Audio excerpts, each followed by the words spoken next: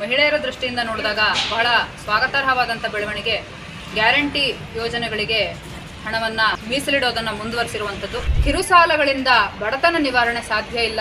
ದೊಡ್ಡ ಮಟ್ಟದಲ್ಲಿ ಅತಿ ಹೆಚ್ಚಿನ ಬಡ್ಡಿಯನ್ನು ಕೂಡ ಸಂಗ್ರಹಿಸುವಂಥ ಈ ಕಿರುಸಾಲದ ಯೋಜನೆಗಳನ್ನು ನಿರ್ವಹಿಸುವ ಸಂಘ ಸಂಸ್ಥೆಗಳು, ಸಹಕಾರಿ ಸಂಘಗಳು ಇವೆಲ್ಲವೂ ಅತ್ಯಂತ ವ್ಯಾಪಕವಾಗಿ ಬೆಳೀತಾ ಇರುವಂಥದ್ದು. ಈ ಬಗೆಯ ದೌರ್ಜನ್ಯಕ್ಕೊಳಗಾದಂತಹ ನೊಂದ ಹೆಣ್ಣು ಮಕ್ಕಳ ಕುಟುಂಬಗಳಿಗೆ ದೊಡ್ಡ ಮಟ್ಟದಲ್ಲಿ ನೆರವನ್ನು ಕೊಡಬಹುದಾದಂಥ ಇನ್ಯಾವುದೇ ಬಗೆಯ ಯೋಜನೆಗಳಾಗಲಿ ಈ ಬಾರಿಯ ಬಜೆಟ್ನಲ್ಲೂ ಕೂಡ ಇಲ್ಲ. ಮಹಿಳೆಯರ ದೃಷ್ಟಿಯಿಂದ ನೋಡಿದಾಗ ಬಹಳ ಸ್ವಾಗತಾರ್ಹವಾದಂಥ ಬೆಳವಣಿಗೆ ಗ್ಯಾರಂಟಿ ಯೋಜನೆಗಳಿಗೆ ಹಣವನ್ನು ಮೀಸಲಿಡೋದನ್ನು ಮುಂದುವರಿಸಿರುವಂಥದ್ದು. 51,000 ಕೋಟಿ ರೂಪಾಯಿಗಳಷ್ಟು ಮೊತ್ತವನ್ನು ಗ್ಯಾರಂಟಿ ಯೋಜನೆಗಳ ಮುಂದುವರಿಕೆಗಾಗಿ ಮೀಸಲಾಗಿರಿಸಲಾಗಿದೆ. ಕಳೆದ ಬಜೆಟ್ಗಿಂತ ಇದು ಕಡಿಮೆ ಆಗಿದ್ದರೂ ಕೂಡ ಗ್ಯಾರಂಟಿ ಯೋಜನೆಗಳಿಗಿದ್ದಂಥ ಕೆಲವು ವರ್ಗದ ಜನರ ವಿರೋಧದ ಕಾರಣಕ್ಕೆ ಮತ್ತು ಹಣಕಾಸಿನ ಒತ್ತಡದಲ್ಲಿ ಇದನ್ನು ನಿರ್ವಹಿಸುವಂಥ ಇಕ್ಕಟ್ಟಿಗೆ ಸಿಲುಕಿದ್ದಂಥ ಸರ್ಕಾರ ಇದನ್ನು ಏನು ಮಾಡುತ್ತೋ ಅಂತಿದ್ದಂಥ ಆತಂಕದ ಕಾರಣಕ್ಕೆ ಗ್ಯಾರಂಟಿ ಯೋಜನೆಗಳಿಗೆ ಎಷ್ಟು ಹಣ ಮೀಸಲಾಗಬಹುದು ಈ ಬಾರಿ ಅನ್ನುವಂಥದ್ದು ಒಂದು ಕುತೂಹಲಕರ ಚರ್ಚೆಯಾಗಿ ಕರ್ನಾಟಕದಲ್ಲಿ ಪರಿಣಮಿಸಿತ್ತು. ಅಂಥ ಸಂದರ್ಭದಲ್ಲಿ ಎಲ್ಲ ಗ್ರಾಮೀಣ ಮಹಿಳೆಯರಿಗೆ, ಅತ್ಯಂತ ಬಡ ಕುಟುಂಬಗಳ ಮಹಿಳೆಯರಿಗೆ, ಅಸಂಘಟಿತ ಕಾರ್ಮಿಕರಿಗೆ ಮತ್ತು ಸಂಕಷ್ಟಕ್ಕೆ ಸಿಲುಕಿರುವಂಥ ಕುಟುಂಬಗಳಿಗೆ ಆಸರೆಯಾಗಿರುವಂತಹ ಗ್ಯಾರಂಟಿ ಯೋಜನೆಗಳನ್ನ ಮುಂದುವರಿಸ್ತಾ ಇರೋದು, ಅದಕ್ಕಾಗಿ 51,000 ಕೋಟಿ ರೂಪಾಯಿಗಳ ಮೊತ್ತವನ್ನು ಮೀಸಲಾಗಿಟ್ಟಿರುವಂಥದ್ದು ಎರಡೂ ಕೂಡ ಬಹಳ ಸ್ವಾಗತಾರ್ಹವಾದಂಥ ಬೆಳವಣಿಗೆಗಳು. ಆದರೆ ಅದೇ ಸಂದರ್ಭದಲ್ಲಿ ಇವತ್ತು ಕರ್ನಾಟಕದ ಮಹಿಳೆಯರ ಆದ್ಯತೆ ಅಥವಾ ಅಗತ್ಯ ಕೇವಲ ಗ್ಯಾರಂಟಿಗಳು ಮಾತ್ರ ಅಲ್ಲ ಅನ್ನೋದನ್ನು ನಾವು ಗಮನಿಸಬೇಕು. ಮೈಕ್ರೋ ಫೈನಾನ್ಸ್ ಸಾಲಗಳ ಕಾರಣಕ್ಕಾಗಿ ಸರಣಿಯ ಆತ್ಮಹತ್ಯೆಗಳು ನಡೀತಾ ಇರುವಂಥ ಇವತ್ತಿನ ಸಂದರ್ಭದಲ್ಲಿ ಸಾಲದ ಸುಳಿಗೆ ಸಿಲುಕ್ತಾ ಇರುವಂಥ ಮಹಿಳೆಯರು ಮತ್ತು ಮಹಿಳೆಯರು ಸಾಲ ತೆಗೆದುಕೊಳ್ಳುವಂಥ ಒತ್ತಡ ನಿರ್ಮಾಣ ಆಗ್ತಿರುವಂಥ ಒಟ್ಟು ಆರ್ಥಿಕ ಸನ್ನಿವೇಶ, ಈ ಎರಡನ್ನೂ ಬಹಳ ಹತ್ತಿರದಿಂದ ಆಳವಾಗಿ ಅಧ್ಯಯನ ಮಾಡಬೇಕಾದಂಥ ಅವಶ್ಯಕತೆ ಇದೆ. ಕಿರುಸಾಲಗಳಿಂದ ಬಡತನ ನಿವಾರಣೆ ಸಾಧ್ಯ ಇಲ್ಲ.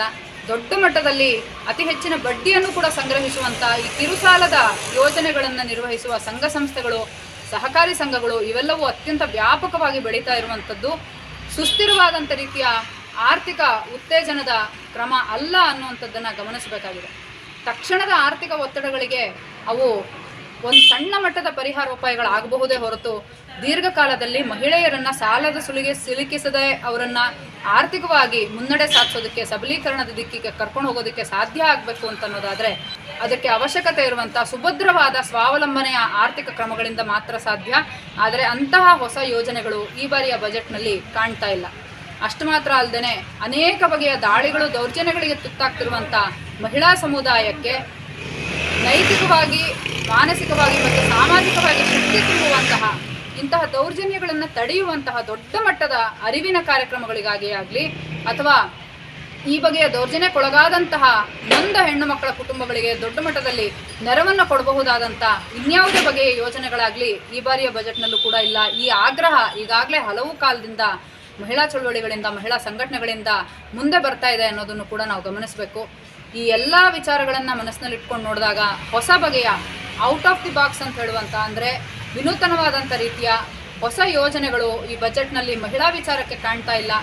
ಈಗಿರುವಂಥದ್ದನ್ನು ಮುಂದುವರಿಸಿರುವಂಥದ್ದನ್ನು ನಾವು ಬೆಂಬಲಿಸ್ತಾನೆ ಇನ್ನೂ ಆಗಬೇಕಾದಂಥ ಕೆಲಸ ಬಹಳಷ್ಟಿದೆ ಅನ್ನೋದನ್ನು ಸರ್ಕಾರದ ಗಮನಕ್ಕೆ ತರಬೇಕಾಗಿರುವಂಥ ಸಂದರ್ಭ ಇದೆ.